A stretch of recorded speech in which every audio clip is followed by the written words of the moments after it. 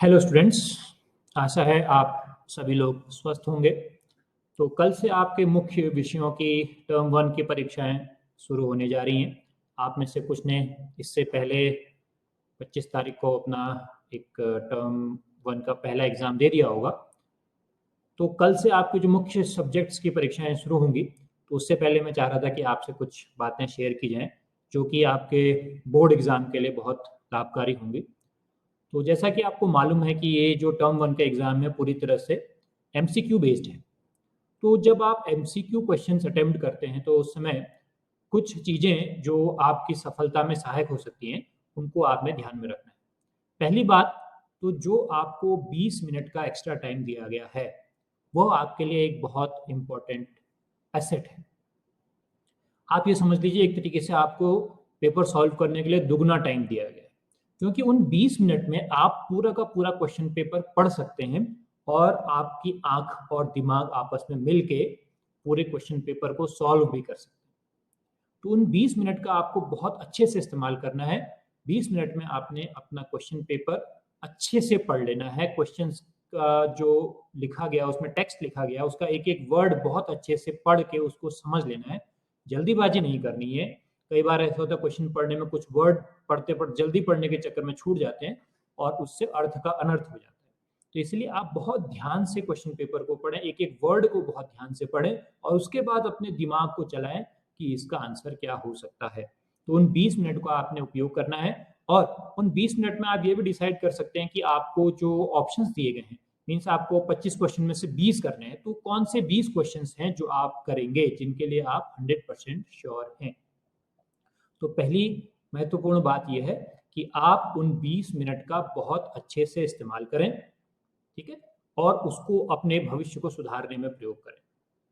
दूसरी बात यह है कि जब आप क्वेश्चन पेपर सॉल्व करने लगें तो आपके सामने 4 ऑप्शंस रहेंगे, तो आपको याद करना है, ठीक है, और उसके लिए सबसे बड़ी चीज़ है आपको अपने दिमाग को शांत रखना है। दिमाग में और कोई चीज़ ना चले, इसलिए सुबह उठ के आप थोड़ा सा प्राणायाम अवश्य करें, थोड़ा सा योग करें, 5 मिनट के लिए ध्यान अपना लगाएं और अपने मस्तिष्क को, अपने दिमाग के साथ आपका जो मस्तिष्क है उसको एक जगह पे रखने की कोशिश करें और जो बाहरी आपके चीज़ें दिमाग में घूम रही हैं उनको अपने दिमाग से बाहर निकाल दें।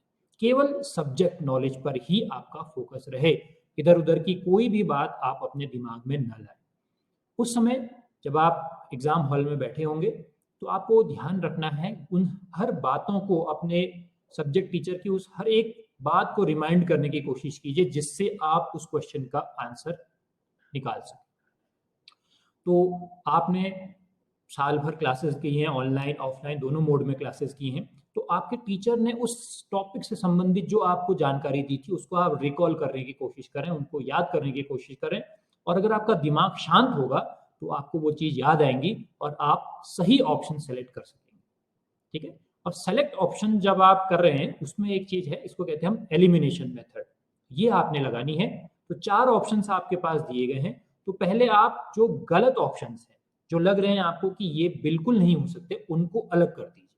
तो आपके पास धीरे धीरे धीरे नंबर ऑफ प्रोबेबल आंसर्स की जो संख्या है वो कम होती चली जाएगी और धीरे धीरे आपको आपका सही आंसर ढूंढने में मदद मिलेगी। जिन क्वेश्चंस के आंसर आपको अच्छे से आते हैं उनके लिए तो आप डायरेक्ट आंसर कर सकते हैं, लेकिन जिनके आंसर में आपको थोड़ा सा डाउट है वहां पे आप ये एलिमिनेशन मेथड अवश्य लगाएं, ये आपको बहुत मदद करेगी। तो सबसे पहली चीज है दिमाग को शांत रखना। दिमाग शांत रख के केवल आप उस समय उस सब्जेक्ट के बारे में सोचिए, उन सारे टॉपिक्स, उन सारे लेक्चर्स को याद करने की कोशिश कीजिए जो आपके टीचर्स ने आपको पढ़ाए हैं, दिए हैं, और जो आपने ऑनलाइन भी अगर कोई वीडियोस देखी हैं तो उससे संबंधित जानकारी जो आपके दिमाग में है, जो कहीं back side of your mind में पड़ी है, उसको आगे लाने की कोशिश करें और तब आप अपने ऑप्शंस को सेलेक्ट करें, ठीक है। तो एमसीक्यू क्वेश्चन में आर या पार की स्थिति रहती है, या तो सही या गलत, इसमें ऐसा कुछ नहीं है कि आपको आधा नंबर मिल जाएगा, पौना नंबर मिल जाएगा। इसीलिए आप आंसर टिक करने से पहले अपने दिमाग में खुद 200% श्योर हो जाएं कि मैं ये आंसर क्यों टिक कर रहा हूं या रही हूं, या ये बाकी जो ऑप्शंस हैं वो इस क्वेश्चन के आंसर क्यों नहीं हो सकते। तो ये दोनों चीज आपके दिमाग में चलनी चाहिए, तब आप सही आंसर टिक कर पाएंगे। ठीक है। तो ध्यान रखिएगा कि सबसे पहले आपने अपने को शांत रखना है, दिमाग को, और बाकी बाहरी चीज़ें और जो घर से संबंधित चीज़ें और कोई भी अपने दोस्तों से संबंधित चीज़ें उनको अपने दिमाग से निकाल दीजिए। उसके बाद दिमाग को शांत रखिए, थोड़ा सा ध्यान लगाइए परीक्षा कक्ष में भी, ठीक है। भगवान को याद कीजिए, उनसे कहिए कि हम उनकी हमारी हेल्प करें, ठीक। और उसके बाद आप उस सब्जेक्ट से रिलेटेड जितनी भी कंटेंट आपके दिमाग में आ रहा है उसको एकीकृत करने की कोशिश कीजिए। अपने दिमाग को एकाग्र करके उन 20 मिनट में पहले आप क्वेश्चंस को पढ़ लीजिए। उस 20 मिनट में जब आप क्वेश्चन पेपर को अच्छे से पढ़ लेंगे तो आपका दिमाग अपने आप बता देगा कि आपको कौन कौन से चैप्टर का ये प्रश्न है, और वो चैप्टर से संबंधित मटेरियल जो आपके दिमाग में बैक ऑफ द माइंड है वो आपको याद करना पड़ेगा। तो वो आपको धीरे धीरे अपना आप रिमाइंड होगा, और जो क्वेश्चन आपके सामने आया हुआ है उस क्वेश्चन को पढ़ते ही आपको कुछ कुछ धीरे धीरे याद आने लगेगा। और उसके बाद जो आपके सामने 4 ऑप्शंस दिए गए हैं, अगर आपको वो 100% श्योर है तो आप तो उसमें डायरेक्ट टिक कर सकते हैं। अगर कंफ्यूजन है तो आप वहां पे एलिमिनेशन मेथड यूज करें। इन सब्जेक्ट में जहाँ पे आपको कोई उसमें कैलकुलेशन नहीं करना होता, वहां पे ये एलिमिनेशन मेथड बहुत ज्यादा कामयाब होती है।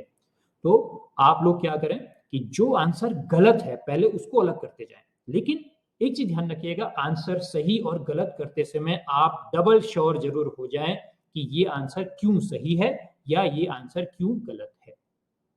इन चीजों का ध्यान रखना है। और इसके अलावा जो ओएमआर भरते समय जो आपको इंस्ट्रक्शंस दी गई हैं उनका अवश्य पालन करें।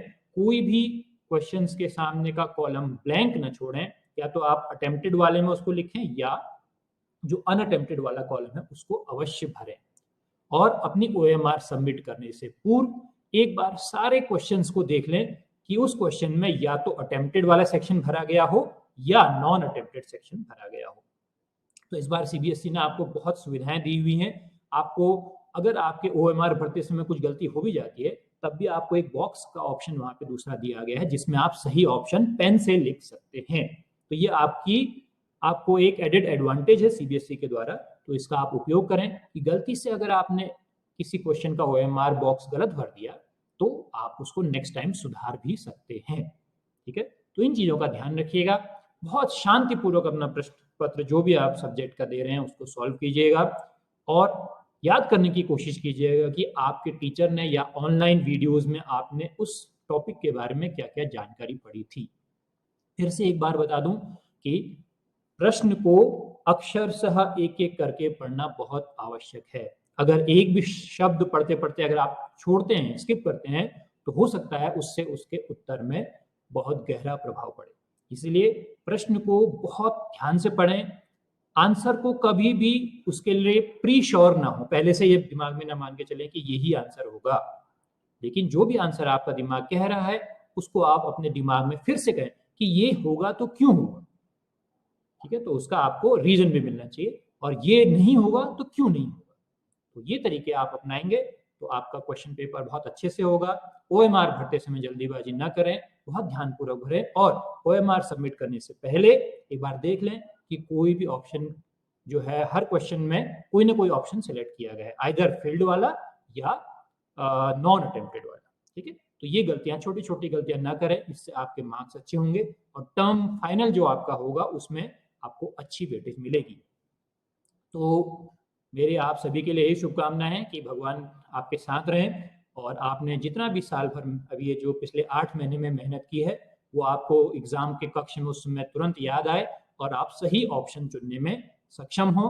भगवान आपके साथ रहे, आपकी जितनी मेहनत है वो आपके साथ रहे, और आप सभी के साथ मेरी पूरी शुभकामनाएं हैं।